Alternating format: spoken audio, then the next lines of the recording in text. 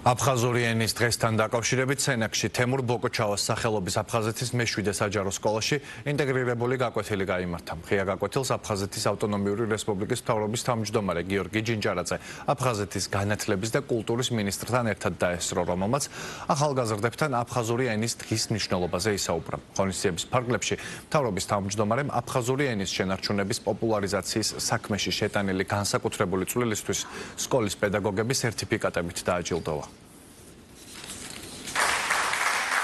სენაკში აღნიშნავთ აფხაზური ენის დღეს, რომელიც ჩვენი საერთო კულტურის და ეროვნული იდენტობის ნაწილია. აფხაზური ენის შენარჩუნება, დაცვა და მისი განვითარება აფხაზეთის მთავრობის ერთ-ერთი მნიშვნელოვანი ამოცანაა. შესაბამისად, ამ მიზნით ჩვენ ხელს უწყობთ, რომ პოპულარიზაცია მოხდეს აფხაზური ენის. ილოცავთ დღევანდელ აფხაზური ენის დღეს. ძალიან მნიშვნელოვანია აფხაზური ენის შენარჩუნება. დიდი მადლობა დაფასებისთვის და ამ დღის მოლოცვისთვის. ზოგადად აფხაზური ენა არც თუ ისე ბევრ სკოლაში ისწავლება და ძალიან მიხარია და მაბედნიერებს ის ფაქტი, რომ ჩვენ ერთ-ერთი იმ სკოლიდან, სადაც აფხაზურის სწავლა შეგვიძლია.